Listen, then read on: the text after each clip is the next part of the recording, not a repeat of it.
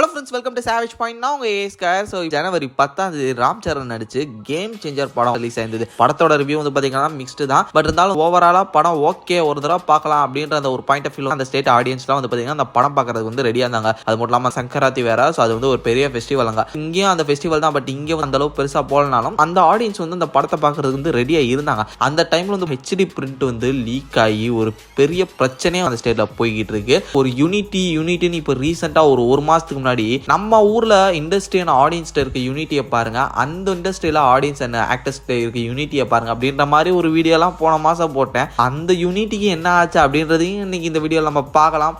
ஃபுல்லாத்தையும் cover பண்ணுவோம். அதனால இந்த வீடியோவை ஸ்கிப் பண்ணாம ஃபுல்லா பாருங்க. சரி, வாங்க நம்ம வீடியோக்குள்ள போகலாம்.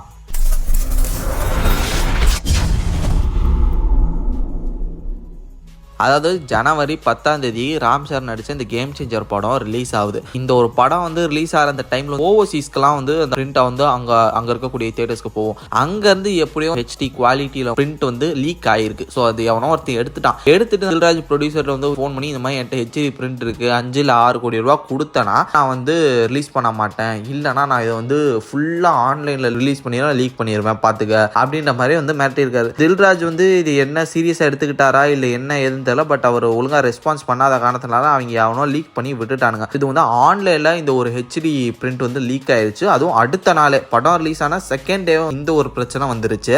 அநேகமா இந்த விஷயம்லாம் நம்ம ஊர் ப்ரொடியூசர் யாருக்கா நடந்திருந்தது அன்னைக்கே நெஞ்சு வலியோட ஹாஸ்பிட்டல்ல அட்மிட் ஆயிருப்பாங்க. தில்ராஜ் வந்து அதை கொஞ்சம் ஸ்போர்ட்டிவா எடுத்துட்டு என்ன ஆகுது என்ன பாத்துக்கலாம் அப்படின்னு சொல்லிட்டு நின்ன வரையும் பெரிய விஷயம். இதே நம்ம ஊர் ப்ரொடியூசர் யாரானா நெஞ்ச பிடிச்சிட்டு படுத்துருவாங்க, என்னடா இது அப்படின்னு சொல்லிட்டு. அதுவும் 400 கோடி ரூபாய் பட்ஜெட்டை போட்டு ஒரு படம் எடுத்திருக்காங்க அப்படின்னு பார்க்கும்போது அது எடுக்கணும் அந்த காசு எப்படியாவது. படத்துக்கு வேற மிக்ஸ்டு ரியாக்ஷன் கிடைச்சிட்டு இருக்கு. இதுல இது வேற நம்ம வந்து கண்டிப்பா வந்து பாத்தீங்கன்னா பலரையும் நெஞ்சு வலிக்கு உண்டாக்கி இருக்கும். சில பேர் செத்தே கூட போயிருப்பாங்க. அந்த அளவு ஒரு பெரிய விஷயம். அது அவ்வளோ பெரிய இன்வெஸ்ட்மெண்ட் இருக்கு. இப்படி இருக்க இந்த சுச்சுவேஷன்ல வந்து சரி ஓகே, இது எப்படியாவது ஆன்லைன்ல வந்து யாரும் ஏற்ற விட முடியாது பண்ணுவோம் அப்படின்ற மாதிரி அந்த சைட்ல இருந்து கொஞ்சம் ட்ரை பண்ணியிருக்காங்க. பட் அது எல்லாத்துக்கும் ஆப் வைக்கிற மாதிரி அந்த ஸ்டேட்ல இருக்கக்கூடிய ஒவ்வொரு ஊர் இருக்குல்ல, அங்க இருக்கக்கூடிய லோக்கல் சேனல் டிவி சேனல் இந்த ஒரு படத்தை போட்டு டெலிகாஸ்ட் பண்ணிட்டு இருந்திருக்கானுங்க. டெலிவிஷன் பிரீமியர் உலகத்திலே முதமுறையா அப்படின்ற மாதிரிலாம் சொல்லுவாங்க. அதுவே கேபிள் கேர முந்திக்கிட்டான் போல. ஸோ அந்த ஹெச்டி பிரிண்ட் எடுத்து ஓத்திக்கிட்டு இருக்கான். சங்கராத்தி அன்னைக்கு குடும்பத்தோட தேட்டர் போய் புது படம் பார்க்கலாம் அப்படின்ற இந்த ஆடியன்ஸ்க்கு வந்து பார்த்தீங்கன்னா புது படம் இங்கே ஓடுது, வீட்லேயே உட்காந்து சங்கராத்தியை கொண்டாடுவோம்னு சொல்லிட்டு லோக்கல் சேனலை பார்த்து மொத்த பேரும் சங்கராத்தியை கொண்டாடி இருக்கானுங்க.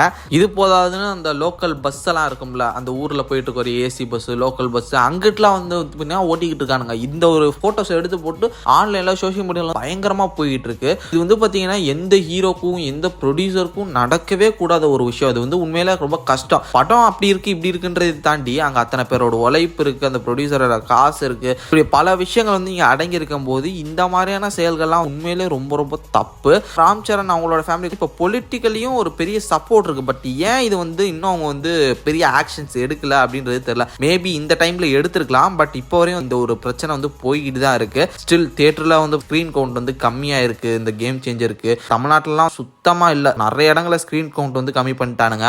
ஆக்சுவலா இங்க மேஜரா என்ன சொல்றாங்கன்னா, இது வந்து ஜூனியர் என்டிஆர் ஃபேன்ஸும் அல்லு அர்ஜுன் ஃபேன்ஸும் வந்து இதை பெருசா பண்றாங்க, இவங்க தான் அதை வந்து சப்போர்ட் பண்றாங்க, இதெல்லாம் பண்றதுக்கு காரணமே இவங்க தான், இதை வந்து லீக் பண்ண வச்சது, இது மாதிரி பல விஷயங்கள் அவங்க மேல அலிகேஷன்ஸ் வைக்கிறாங்க. தென் இது மட்டும் இல்லாம படம் ரிலீஸ் ஆனதுல இருந்து அந்த சைடு ஃபேன்ஸ்லாம் பயங்கர நெகட்டிவ் ரெஸ்பான்ஸ். சங்கரோட பழைய படங்கள்லாம் எடுத்து போட்டு கலாய்க்கிறது, ட்ரோல் போடுறது, தென் ராம் சரண் எடுத்து மீம்ஸ் போடுறது, இது மாதிரி நிறைய விஷயங்கள் தெலுங்கு அந்த சைட்ல வந்து பாத்தீங்கன்னா நடந்துகிட்டு இருக்கு. ஸோ அதே மாதிரி ராம் சரண் ஃபேன்ஸும் படம் செம்மையா தான் இருக்கு அப்படின்ற மாதிரி அவங்க சைட்ல இருந்து மீம்ஸ் போட்டுக்கிட்டு இருந்தாங்க. தென் அதுக்கப்புறம் அல்லு அர்ஜுனோட அந்த புஷ்பாவை வச்சு ரோல் பண்ணி கவுண்டர் அட்டாக் பண்ணிட்டு இருந்தாங்க. இது மாதிரி ஒரு பெரிய சண்டையே அந்த டைம்ல போயிட்டு இருக்குது. நான் வந்து ஒரு வீடியோ போட்டிருந்த மாதிரி தெலுங்கு ஃபேன்ஸ்டையும் அந்த ஒரு இண்டஸ்ட்ரியில இருக்க யூனிட்டியை பாருங்க. அவங்க என்னதான் அப்பப்போ வந்து லைட்டா சண்டை போட்டுக்கிட்டாலும் மற்ற நேரத்தில் ஒன்று கூட்டிக்குவாங்கன்னு. பட் இப்போ பார்த்தீங்கன்னா அந்த ஒரு வேர்டே வந்து காணா போயிருச்சு. ஸோ அந்த ஒரு வேர்டுக்கான ஒரு அர்த்தமே இல்லாத மாதிரி இங்க நம்ம என்ன பண்ணிருக்கோமோ அந்த மாதிரி இப்போ அவங்க அங்கே மாறிட்டாங்க. ஒரு டைம்ல ஒரு யூனிட்டியான ஒரு இண்டஸ்ட்ரியா இருந்தது, ஏன் இப்போ இப்படி ஆயிடுச்சு அப்படின்னு சொல்லிட்டு பார்க்கும்போது மேபி ஒரு ஈகோ கிளாஷா இருக்கலாம். ஏன்னா அந்த டைம்ல எல்லாருமே ஒன்று சேர்ந்து வந்து வேலை செஞ்சாங்க, சம்பாதிச்சாங்க அப்படின்றது போயிட்டு இருந்ததை தாண்டி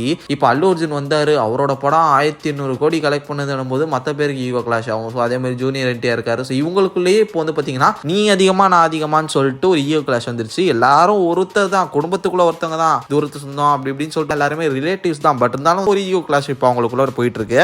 இப்போ இதை வச்சு பெரிய பிரச்சனையை அங்கே உருவாக்கிட்டு இருக்காங்க. எண்ட் ஆஃப் அந்த டேல தில்ராஜோட ஒரு பணம் போச்சு. ஸோ அவரோட ஒரு ப்ராப்பர்ட்டி வேற வந்து பார்த்தீங்கன்னா ஃபினான்ஸ்க்கு வந்து எழுதி கொடுத்துருக்காரு அப்படின்ற மாதிரி சொல்றாங்க. இது மாதிரியான பல பிரச்சனைகளை அவர் அங்கே ஃபேஸ் பண்ணிட்டு இருக்காரு. தென் இது மட்டும் இல்லாமல் தில்ராஜ் பெரிய ஒரு ப்ரொடக்ஷன் ஹவுஸ் தியேட்டர்ஸ்லாம் நிறைய வச்சிருக்கக்கூடிய ஒரு ஆளு. பட் இருந்தாலும் பலர்ட்டையும் வாய் இழுத்து உரண்டு இழுத்து பகா அப்படின்ற மாதிரி எல்லா சைடும் அவருக்கு பிடிக்காதவங்க இருக்காங்க. அந்த மாதிரி கொஞ்சம் சேர்த்து வச்சிருக்காரு. ஸோ இதுவும் இந்த டைம்ல அவங்க எல்லாருக்குமே வந்து ஒரு பாசிட்டிவ் சைனா அமைஞ்சிருச்சு. அதனால எல்லாருமே குமிஞ்சு இந்த படத்தை அடின்னு அடிச்சு முடிச்சு விட்டானுங்க. இப்போ அந்த படத்துல ஏதோ ஒரு 9 நிமிஷம் வந்து கட் பண்ணிட்டு வேற ஒரு வெர்ஷன் ரிலீஸ் பண்ணிருக்காங்களாம். கொஞ்சம் லென்த்தா இருக்கு, அது பிடிக்கல இது பிடிக்கலன்னு சொல்லிட்டு ஏதோ சொன்னனால ஏதோ ஒரு சில சீனை வந்து கட் வேற பண்ணி ரிலீஸ் பண்ணியிருக்காங்க. இது மாதிரி பெரிய பிரச்சனை இப்போ அந்த இடத்துல இந்த கேம் சேஞ்சர் படத்தை வச்சு போய்கிட்டு இருக்கு. பயங்கர ட்ரோல்ஸ், ரோஸ்ட், கிரிட்டிக்ஸ் படம் ரிலீஸ் ஆன 2ஆம் நாள்லேருந்தே வச்சு செஞ்சுக்கிட்டு இருக்காங்க. சங்கர் சாரே வந்து பார்த்தீங்கன்னா பர்சனலாக வச்சு அவர் வந்து கலாச்சிட்டு இருக்காங்க. இது மாதிரி பல விஷயங்கள் அந்த படத்தை வச்சு போய்கிட்டு இருக்குது. பட் ஒரு ஆடியன்ஸாக நீங்கள் ஒரு காசை போட்டு நான் எதுக்கு தேட்டரில் போய் பார்க்கறது, லோக்கல் சேனலில் பார்த்துட்டு போயிட வேண்டியதானே அப்படின்னு சொல்லிட்டு நீங்கள் நினைக்கலாம். பட் அது வந்து ஒரு தவறான விஷயம். அந்த ஒரு லோக்கல் டிவி சேனல் மேலே வந்து ஆக்ஷன் எடுத்தாங்களா என்னன்றது தெரியல. மேபி இப்போ எடுத்துருக்கலாம். அது வந்து எப்படி இருந்தாலுமே ஒரு பெரிய தப்பு தாங்க. பஸ்ஸுலலாம் அதெல்லாம் போட்டு விட்டுட்டு டிவி சேனலில் போட்டுக்கிட்டு இதெல்லாம் வந்து பார்த்தீங்கன்னா ரொம்பவே தப்பான விஷயம். இது எந்த ஒரு ஹீரோக்கும் ப்ரொடியூசருக்கும் நடக்கக்கூடாத ஒரு விஷயம் அங்கே நடந்திருக்கு. லிட்டரலி ராம் சரணோட கெரியரில் ஒரு பெரிய பிளாக் மார்க்கான ஒரு ஈவெண்ட் வந்து ஃபேஸ் பண்ணிட்டு இருக்காரு. அதில் வந்து அவர் எப்படி வெளிவரான்றதை பார்ப்போம். ஒரு சைடு வந்து பார்த்தீங்கன்னா நேற்று இந்த மாதிரி புஷ்பா 2 அந்த ஒரு படத்தை ரீரிலீஸ் பண்ணுறாங்க, அந்த ஒரு விஷயத்தை பற்றி போட்டிருந்தோம். ஒரு சைடு இப்போ அங்கே அது ஹீட்டாக போய்கிட்டு இருக்கு, ரிலீஸ் பண்ணிட்டு போயிட்டு இருக்கானுங்க. அதுக்கு வந்து எந்த அளவு பாக்ஸ் ஆஃபீஸ் கலெக்ட் பண்ணுது, அது 2000 crores கலெக்ட் பண்ணுமா அப்படின்ற ஒரு பேச்சு வேற போய்கிட்டு இருக்கு. இப்படி ஓவராலாக அவங்களுக்குள்ள அப்படி ஒரு கேஸ் உருவாகிட்டு இருக்கு. இந்த டைம்ல இந்த வருஷம் தெலுங்கு சினிமா என்ன பண்ண போகுது அப்படின்ற ஒரு பெரிய பிரச்சனை வேற போயிட்டு இருக்கு. அங்க வந்து பாத்தீங்கன்னா ஒரு கலவரத்தோட தான் இந்த வருஷம் ஸ்டார்ட் ஆயிருக்கு. பட் இந்த வருஷம் எனக்கு தெரிஞ்சு ஒரு தரமான கிக் ஸ்டார்ட் இருக்குன்னு நினைக்கிறேன் இந்த தமிழ் இண்டஸ்ட்ரிக்கு.